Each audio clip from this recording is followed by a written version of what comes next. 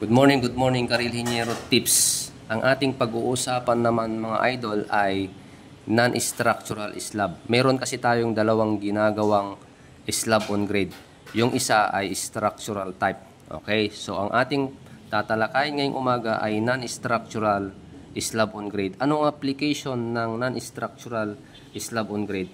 Ito ay pwedeng gamitin sa interior o exterior floor slab.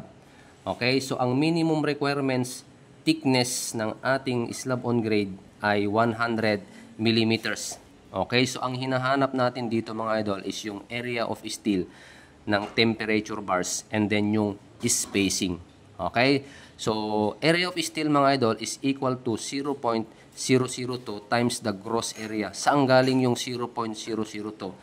Galing ito sa National Structural Code of the Philippines 2015. Pwede nyo hanapin dun mga idol. Paano natin kinuha yung gross area? Kumuha tayo ng 1 meter strip multiply by the thickness. Okay? So, substitute the data na nakuha natin sa gross area dito sa given formula mga idol na 0.002 times the gross area.